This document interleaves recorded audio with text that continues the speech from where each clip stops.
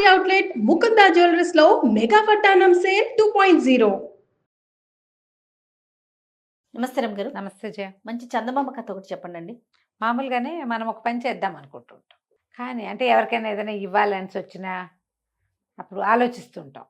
సామాన్లు ఏమైనా సత్తున్నాం అనుకో ఇంట్లో, ఎవరికైనా ఇచ్చేద్దాం అనిపిస్తుంది. అవి ఇచ్చే టైంకి లేదు మనమే ఉంచుకో, ఇప్పుడు కాదు నెక్స్ట్ మంత్ ఉపయోగపడిద్ది అనుకుంటాం కదా.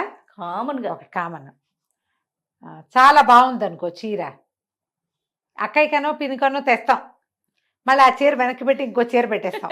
ఎంతమంది చేస్తారు చెప్పండి ఇట్లా? ఒక అడ్వర్టైజ్మెంట్ చేయ, కరిష్మా కపూర్, కరీనా కపూర్ వాళ్ళని ప్రమోట్ చేయట్లేదమ్మా, విషయం చెప్తున్నా అంతే. ఈ అమ్మాయి ఇది వస్తే నేను అనుకోవటం కరీనా తను ప్రెగ్నెంట్, ఆ టైంకి కొంచెం మొహం ఉన్నగా ఉన్నట్టుంది. బంగారపు షాప్కి వెళ్తుంది, అక్కయ్య పుట్టినరోజు ఏదైనా గిఫ్ట్ తేవాలని వెళ్తుంది. అన్నీ చూసి ఒక వస్తువు సెలెక్ట్ చేస్తుంది, అద్భుతంగా ఉంటుంది అది. సరే అక్క వాళ్ళ తర్వాత కట్ చేస్తే అక్క వాళ్ళ ఇల్లు, ఇది అక్క ఎదురుపడి తలుపు తీస్తుంది, తీగానే ఈ చెల్లెలు లోపలికి వెళ్తుంది. సారీ అక్క లోలోనో ఏమిటో బేబోనో అంటుంది. వాళ్ళ లోలో బేబో వాళ్ళిద్దరి పేర్లు. నీకోసం ఇవాళ ఏం తాలికపోయిను, హ్యాపీ బర్త్డే అని గులాబీ పువ్వు ఇస్తుంది. మనం ఆశ్చర్యపోతాం, ఏమిటి ఏదో కొంది కదా అని. ఇంతలో అక్క అంటుంది, అబ్బా మెళ్ళ వస్తువు భలే బాగుందే అంటుంది. తనకే నచ్చి తనే కొనేసుకుంది, అక్కయ్య కోసం కొన్నది, బట్ ఇవాళ కాలేదనమాట, మెళ్ళ పెట్టేసుకుంది. అక్క చాలా బాగుంది అంటే అవును కదా అంటుంది. నిజానికి ఏమిటి అసలు సంగతి, ఈ అమ్మాయి కోసం కొన్నదే. చాలా మంది చేస్తారు ఇట్లా, 100%. చీరలు అలా చేస్తారు జయ. ఆడవాళ్ళు చాలా మంది దగ్గర ఉంటుంది, వస్తువులు కూడా అంటే ఇచ్చేసేద్దాం అనిపిస్తుంది, మళ్ళీ వెనక్కి పెట్టుకుంటూ ఉంటారు. అవును, అలాంటి ఓ కథ చెప్తాను ఇప్పుడు. కాన్సెప్ట్ బాగుంది కదా. ఒక ఊళ్ళోట ఒక బక్క రైతు, పేద రైతు ఒక ఆయన ఉన్నాడు. ఇంకో 2 ఎడ్లు, ఓ ఎకరం బాతుకో ఎంతో చిన్న పొలం, చిన్న గుడిసె, ఇల్లు బాకిలి ఏవో ఉన్నాయి, గొడ్లకి కొట్టం కూడా ఉంది, 2 గేదెలు కూడా ఉన్నాయి, చిన్నవాళ్ళు బాగా. ఒకరోజు పొలం దున్నుతూ ఉంటే మామూలుగా ఇట్లా నిలువు జాళ్ళు అవుతాయి కదా, ఒకసారి ఎందుకనో అది ఇట్లా పక్కకి పోయింది. పోయేసరికల్లా అక్కడ ఏదో ట్రంగుమని తగిలింది, ఈ నాగేటి కర్రుకి తగిలింది అనమాట.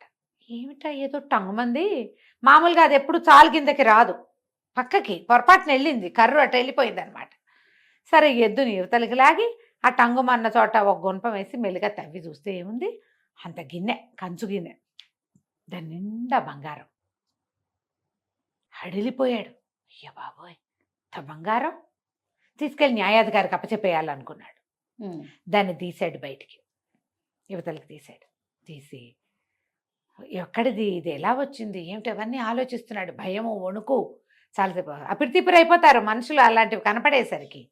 ఇంతలో ఏమైంది, చుట్టుపక్కల ఎవ్వరు లేరు, కానీ ఇతనికి కనపడింది గ్రామాధికారి పక్క ఊరు వెళ్తున్నాడు. ఆయన వెళ్తూ కనపడ్డాడు. కనపడేసరికల్లా గ్రామాధికారి కనపడుతున్నాడు, ఆయనకి ఇచ్చేద్దాం అనిపించింది. అయ్యగారు అయ్యగారు రండి రండి రండి అని కేకలు పెట్టాడు. ఆయనేమనుకున్నాడు, ఏదో అక్రమం జరిగింది ఇక్కడ, ఎవరైనా గట్లు జరిపేశారు, ఏదో అయ్యి ఉంటుంది, పాపం పక్కవాడు నేను కనపడ్డానని నన్ను పిలుస్తున్నాడని ఆయన వచ్చాడు.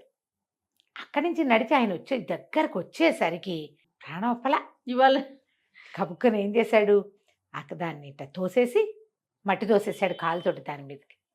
అయ్యగారు మీరు చాలా గొప్పవారు, మీ అంత తెలిసిన వాళ్ళు ఎవరు లేరు, మీరు చెప్పండి మా ఎలపటెద్దు మంచిదా దాపటెద్దు బాగుందా, ఈ రెండిట్లలో ఏది బాగుందో చెప్పండి అన్నాడు. ఆయనకి ఒళ్ళు మండి, నా దారిని నేను రోడ్డు అవతల నుంచి పోతూ ఉంటే ఇంత దూరం నన్ను ఎందుకు ఈ చాళ్ళల్లో పడి నడిపించాడు, 2 మంచివే పోరా పిచ్చి వెధవా అని వెళ్ళిపోయాడు. ఆయనట వెనకెట్టంగానే ఇప్పుడు అయ్య బాబు ఎందుకు ఇచ్చాను కాదు, దీన్ని ఏం చేయను నేను, ఎట్టా ఎవరిదో ఇది, మనం ఉంచుకుంటే ఏమైనా బాగుంటుందా, మళ్ళీ ఎంత తప్పు, మళ్ళీ చాలా తప్పు, అది చేయకూడదు మనం, ఆ పని ఇచ్చేయాలి ఎలాగైనా. సాయంత్రం దాకా 2 జాళ్ళు గీసాడు, ఎట్టగొట్ట పని చేశాడు, ఏం చేయాలో తోచటలా. ఇంతలో ఏమైంది, సాయంకాలం అయ్యేసరికి పొద్దున్నే న్యాయాధికారి ఊరెళ్ళాడు కదా, ఆయన నడుచుకుంటూ వస్తున్నాడు అటు నుంచి. ఆయనకి ఇచ్చేద్దాం అనిపించింది వీడికి. మళ్ళీ పిలిచాడు, అయ్యగారు అయ్యగారు అయ్యగారు రండి అన్నాడు. అనేసరికి ఈయన సరే ఎందుకో మళ్ళీ పిలుస్తున్నాడు, ఏదో ఉంది చెప్పలేక బాధపడుతున్నాడు వాడు అనుకున్నాడు. ఆయన మళ్ళీ ఆ దారి అవతల నుంచి గట్లన్నీ దిగి వీళ్ళ చాట్లోకి వచ్చాడు. వచ్చేసరికల్లా మళ్ళీ ఇవ్వబుద్ధి కాల. గబుక్కొని దాని మీద మట్టి తోసేసి, మీరు పొద్దున్న చూశారు కదా నేను ఇటు తవ్వటం ఇటు దున్నటం, ఇప్పుడు ఇది దున్నాను, ఈ జాలు బాగుందా ఈ జాలు బాగుందా నిజం చెప్పండి అన్నాడు. చెర్రెత్తుకొచ్చింది, ఏమిటి వీడు దున్నిన చాళ్ళకి ఎవడైనా న్యాయాధికారి వచ్చి ఇది బాగుంది ఇది జడ్జిమెంట్ చెప్పాలా? పని చేసుకోపో వెధవా, దారిపోతున్న వాళ్ళందరినీ పిలుస్తావు, పని పాటలేదా నీకు అన్నాడు. ఆయనకే నవ్వొచ్చింది. అమాయకుడు వీడు, అందుకే ఇట్లా పిలుస్తున్నాడు అనుకున్నాడు. అనుకొని వెళ్ళిపోయాడు. వీడికి మళ్ళీ బాధ వచ్చేసింది. అమ్మో నేను ఎందుకు ఇవ్వటం లేదు, దీన్ని ఎట్ట ఉంచుకొని నేను, ఇది తప్పు కదా. సరే ఇప్పుడు ఏమైనా సరే అక్కడికి వెళ్ళిపోవాలనుకున్నాడు. సరే ఏం చేశాడు, ఒక గోను సంచిలో తనకు ఫుడ్ తెస్తుంది భార్య, ఒక సంచిలో పెట్టి పొద్దున్నే తెచ్చిపెట్టింది, అందులో దాన్ని పెట్టుకున్నాడు.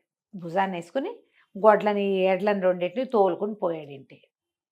తోలుకుపోయాక వాకిట్లో నిలబడి, ఏమే నువ్వు ఒక పని చేయి, నేను కొంచెం న్యాయాధికారి దగ్గరికి వెళ్ళి రావాలి, ఈ ఎడ్లు రెండింటిని నువ్వు లోపల కట్టేసి కొంచెం మేకలకి గొర్రెలకి గేదెలకి వీటికి గడ్డి పడేసి పని చేయి నా బదులు అనేసరికి భార్యకి డౌట్ వచ్చింది. అసలు వీడు గొడ్లు పోయి వదిలిపెట్టాడు ఎవరి మీద, పైగా భుజాన్ని ఏదో సంచి వేసుకున్నాడు. ఆ సంచి ఏమిటి, అది రోజు మడతపెట్టి ఇట్లా చంకలో పెట్టుకొస్తాడు. ఏం వేసుకొచ్చాడు అందులో?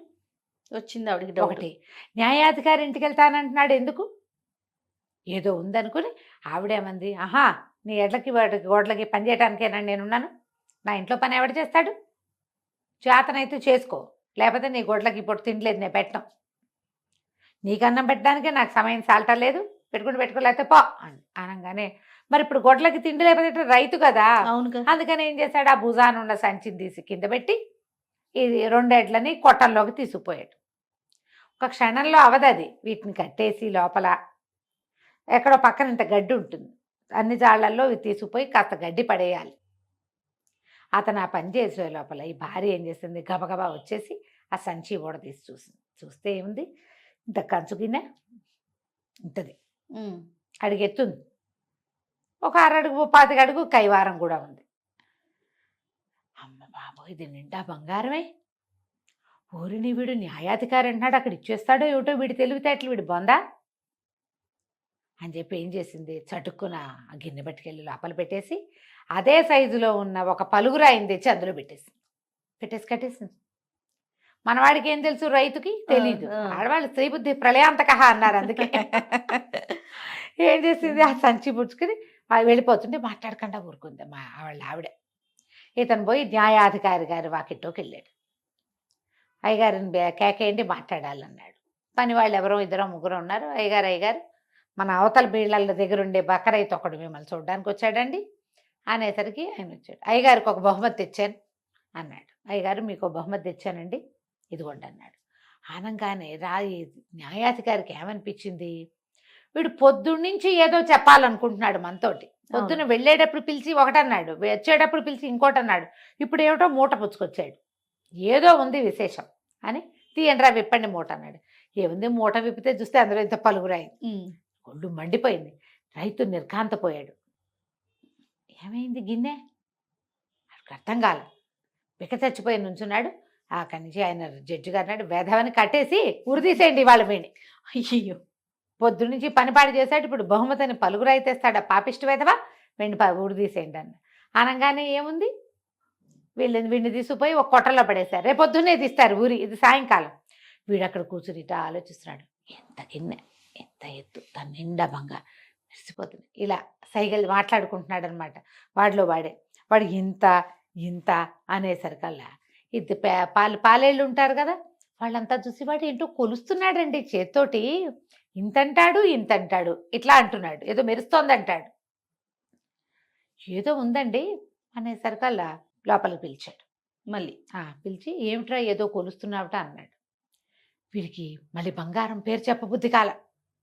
అప్పుడు కూడా అయ్యగారు కాదండి మిమ్మల్నేనండి, మీ తల ఇంత ఎత్తు ఇంతలా ఉంది, మీ బొజ్జ ఇంత ఉంది, మీ మెడ ఇంత ఎత్తుంది అని మీ కొలతలేనండి కొలుస్తున్నాను అన్నాడు. అనేసరికి ఒళ్ళు మండిపోయింది. వెధవా పిచ్చివాగుడు బాగుతావా, ఒరే విని ఆపద్దు, గురి తీసేయండి ఇప్పుడే అనగానే తీసుకెళ్ళి కట్టేశారు. తీసుకెళ్ళి వెనక చేతులు 2 కట్టేసి దీని పేరేమిటి మన ఊరికోయికి తగిలిచ్చేయబోయారు. అక్కడే ఉంది పక్కన. ఓహో మెడకు తగిలించబోతుంటే ఉండండి ఉండండి ఒక్కసారి అయ్యగారితో మాట్లాడాలంటే సరే చచ్చిపోతాడు వీడు, ఉరి తీస్తే ఏముంది పుసుకొని పోతాడు, ఇంకోసారి మాట్లాడతానంటున్నాడని ఏదైనా చెప్తాడని పిలిచారు. వీడికి అప్పుడైనా చెప్పేద్దామని పిలిపించాడు. ఒకటి దొరికింది, మా ఇంటి దగ్గరికి బస్తాలో తీసుకెళ్ళాను, అక్కడ మిస్ కొట్టింది, ఇక్కడికి రాయొచ్చింది, దాని సంగతి కనుక్కోండి అని చెబుదామనుకున్నాడు. ఆయన గబగబా వచ్చేసరికి మళ్ళీ చెప్పబుద్ధి కాలే వీడికి. చెప్పబుద్ధి కాక చూడండి అయ్యగారు మీ వాళ్ళు ఏమిటో మెడకి తాడు తగిలిస్తున్నారు, నేను చచ్చిపోతానో ఏమిటో మీకు ఆ సంగతి ముందే తెలియజేద్దామని పిలిచానండి అన్నాడు. ఆయనకి పట్ట చెక్కలయ్యేలాగా నవ్వొచ్చింది. వీడు అమ్మాయి కూడా వెర్రివాడ ఏమిటి వీడు, వృధాగా వీడిని చంపటం ఎందుకు, మరే వీడు పిచ్చి వెదవరా వాడిని వదిలిపెట్టేసేయండి అన్నాడు. పోనీ బతుకు జీవుడా అని దిగొచ్చేసాడు. ఇంటికి వచ్చి కాళ్ళు ఇడ్చుకుంటూ వచ్చేసరికల్లా బతికే ఉన్నాడని తెలిసింది పెళ్ళానికి. బతికే వచ్చాబా అంది. వచ్చానే ఏదో ఒక విశేషం జరిగిందే, అది ఎవరికైనా చెప్పడానికి భయమేస్తోంది అన్నట్టు. ఎవ్వరికీ చెప్పద్దు, నోరు మూసుకునుండు. 4 ఎకరాలు పొలం కొనిపెడతా, హాయిగా దున్నుకో, ఇంకో 4 గొడ్లు కొంటా, 4గురికి వెళ్ళు, సంపాదించుకో, అంతే. నువ్వు చూసింది నీకు తెలిసింది నీకు అర్థమైంది, నువ్వెవరికి చెప్పక్కర్లేదు అని చెప్పు. సరే నోరు మూసుకుని ఊరుకున్నాడు. భార్య చూసుకుంది. ఇంకా తర్వాత ఆవిడ 10 ఎకరాల పొలం కొంది, ఇంకా పెద్ద గోశాలు కట్టించుకుంది, పెద్ద శాలు కట్టించుకుంది, గోడ్లు పెంచుకుంది, ఇల్లు బాకిలి అన్నీ పెరిగినాయి. వీళ్ళింటోకి డబ్బు వచ్చింది అనే సంగతి రెండో కంటి వాడికి తెలియకుండానే జరిగిపోయింది. తెలివిగల భార్య ఆవిడ తెలివిగలది, వీడికి చపల చిత్తం. ఇవ్వాలనే ఉంది, ఇవ్వద్దనే ఉంది. మనం ఎన్నిసార్లు చేస్తాం ఇట్లా? చేస్తామండి. ఒకసారి జస్ట్ సరదాగా ప్రతి వాళ్ళు నేను ఏ ఏ విషయాల్లో ఇలా చేశాను అని ఆలోచించుకోండి. డెఫినెట్గా. మీరేం చేస్తారు అమ్మగారు? జనరల్గా పుస్తకాలు పుస్తకాలు చేస్తారా? ఇస్తానంటాను. ఆ పుస్తకం వచ్చేసరికి ప్రాణం ఒప్పదు, నాకు ఒప్పదు, అదో బాధ. అక్కడి నుంచి చీరలు కూడా ఇచ్చేసాక అబ్బా అనవసరంగా ఇచ్చాను అలా ఉండాల్సింది అలా అనిపిస్తుంది. అన్నీ కాదు, చాలా కొన్ని విషయాల్లో జనరల్గా అట్లా అనిపిస్తుంది. అవును రైట్ అండి. నమస్తే. నమస్తే.